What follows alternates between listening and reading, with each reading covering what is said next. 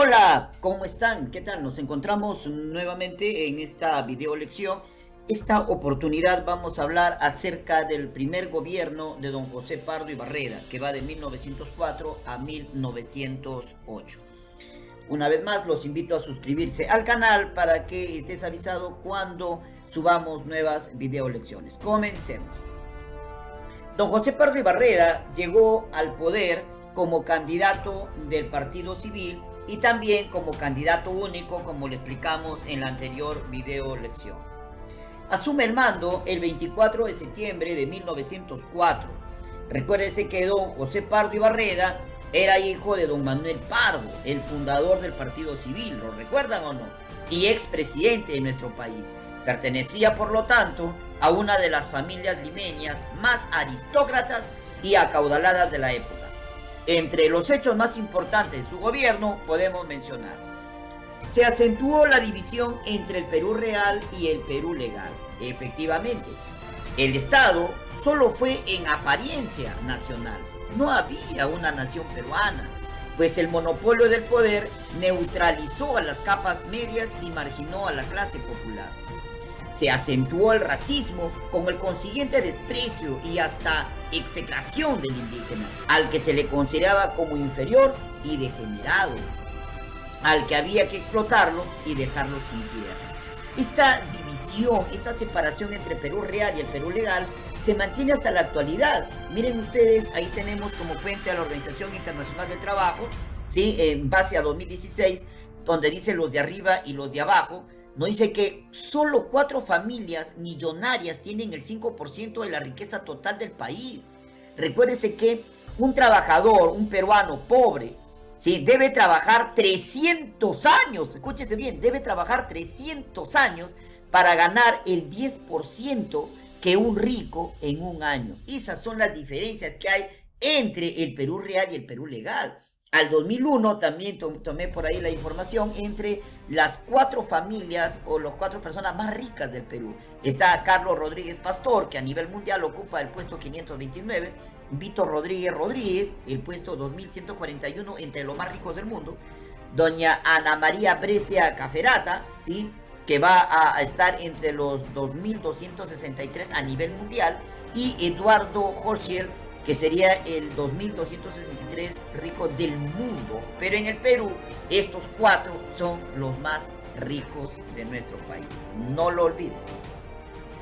Asimismo, durante este gobierno, en el aspecto educativo, Pardo lo transformó. Eso hay que reconocerlo.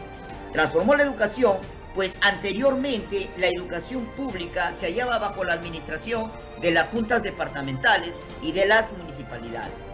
Pardo reformó la administración de la educación, reasumiendo el poder ejecutivo, la dirección y administración de la educación primaria.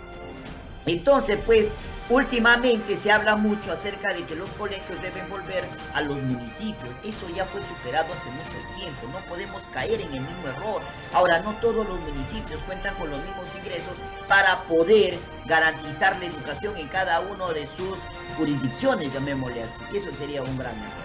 Asimismo, se dio la ley 162 del 5 de diciembre de 1905, en que se declaró a la educación primaria como obligatoria y gratuita para los varones de 6 a 14 años y para las mujeres de 6 a 12 años. Asimismo, por el Decreto Supremo del 18 de febrero de 1905, se creó el Instituto Histórico del Perú, siendo su director el alemán Max Uhle. También durante este gobierno se funda la Universidad La Cantuta. En realidad su verdadero nombre es la Universidad Nacional de Educación Enrique Guzmán y Valle. Durante este gobierno también se permitió el ingreso de las mujeres a la universidad, algo que anteriormente estaba prohibido. Aquí sobresale doña Trinidad María Enríquez, una mujer extraordinaria y que muy poco se habla de ella y que sin embargo en los colegios debemos nosotros, digamos, rescatarla y sacar a la luz su historia como un hito y como una motivación para la mujer peruana. Doña María Trinidad Enríquez Ladrón de Guevara nació en 1846 y muere en 1891. Es la primera mujer en cursar estudios universitarios en el Perú y Sudamérica, así como la primera jurista de nuestro país. Ella nació en el Cusco el 5 de junio de 1846.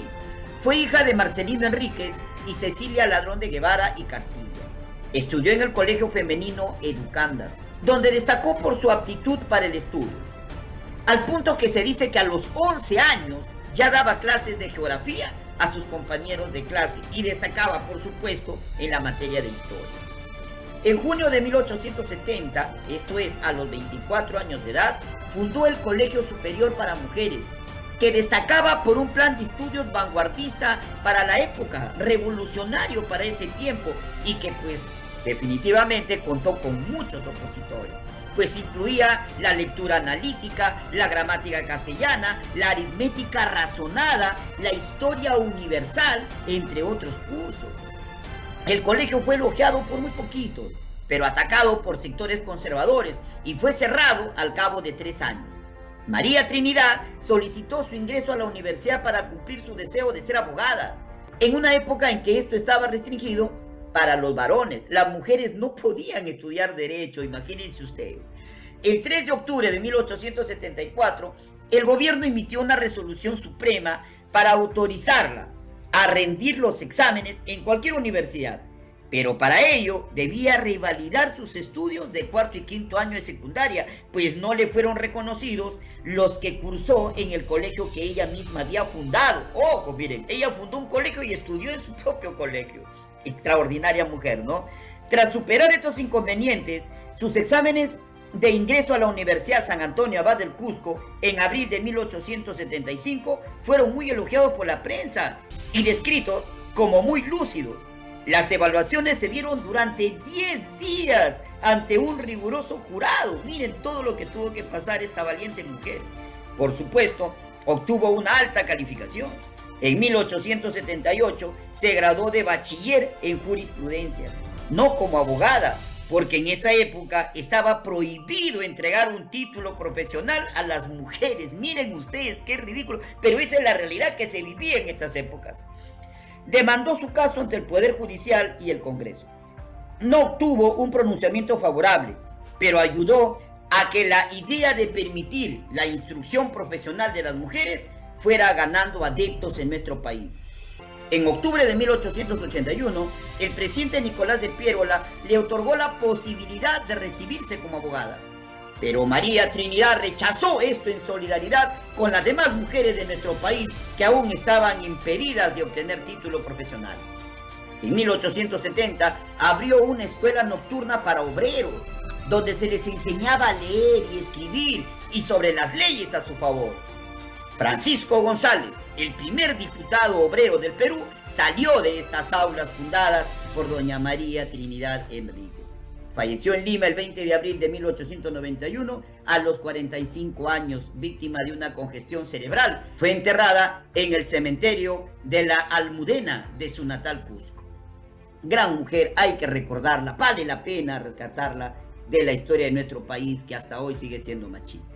En defensa nacional, nuestros vecinos nos habían invadido nuevamente y no están viendo un mapa equivocado. Ese era nuestro mapa del Perú. Recuerden que nosotros nacimos en la República con un mapa diferente al que tenemos hoy en día en el año 2021, excepto allí que la naricita que teníamos antes ya lo habíamos perdido durante el Tratado Herrera da Ponte Ribeiro firmado con el Brasil. Lo recuerdan, lo habíamos estudiado durante el gobierno de Echenique.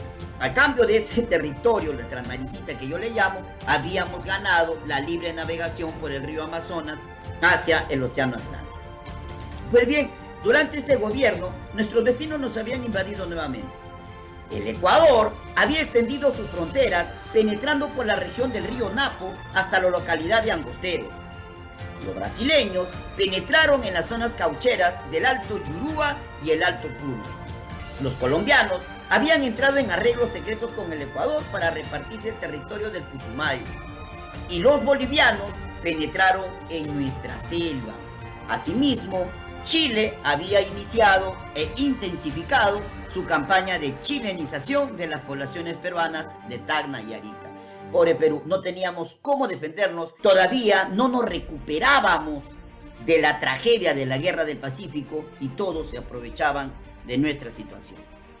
Es por ello que Pardo mandó construir en Inglaterra en el año de 1906 dos cruceros, el crucero Grau y el crucero Bolognesi. Es decir, de esa manera renació nuestra Marina de Guerra.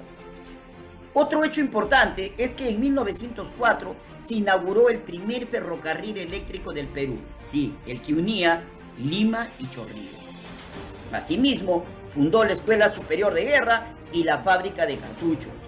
También durante este gobierno se produjo la creación del Instituto Histórico, hoy Academia Nacional de Historia.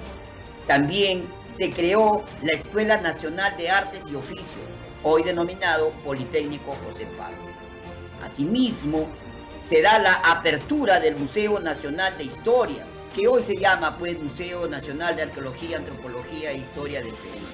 Se inaugura también la Cripta de los Héroes y el Monumento a Bolognesi, en donde se presentó un ex compañero de Bolognesi, Roque Sáenz Peña, que en nuestra ciudad de Chiclayo tiene una calle con su nombre, que había peleado con él a los órdenes de Bolognesi en la batalla de Arica, y que luego Roque Sáenz Peña iría después de la batalla a Argentina y en su país sería elegido presidente de la República. Cuando se dio la inauguración de este monumento, Roque Sáenz Peña había preparado todo un discurso para leer delante del que fue su jefe. Sin embargo, la nostalgia, la pena de ver solamente el monumento de su amigo caído valientemente en la batalla de Arica y donde lo vio pelear como un titán del Morro, las lágrimas se le cayeron al gran héroe Roque Sáenz Peña, expresidente de Argentina, que solamente atinó a cuadrarse, levantó, poner su mano en la frente y decirle: presente mi coronel. Grande, grande nuestra historia del Perú, héroes que solamente son valorados muchas veces por extranjeros antes que nosotros. Durante este gobierno crecieron los núcleos obreros en las fábricas y con ello su lucha por conseguir mejoras. Así se formó la heroica Federación de Obreros y Panaderos Estrella del Perú, en cuyo seno se agruparon los principales sindicalistas como Manuel Caracciolo Lévano y su hijo Delfín Lévano, entre otros, y que iniciarían la lucha por las 8 horas de trabajo, que lo veremos más adelante. Al finalizar su mandato, convocaron a elecciones. En estas elecciones, el Partido Demócrata lanzó la candidatura de don Nicolás de Piérola. Asimismo, la alianza del Partido Civil y el Partido Constitucional lanzaron la candidatura de don Augusto Bernardino Leguía.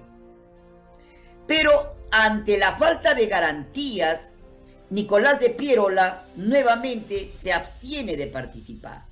Entonces surge la figura de don Augusto Durán, del Partido Liberal, quien trató de evitar las elecciones mediante una rebelión, pero fracasó.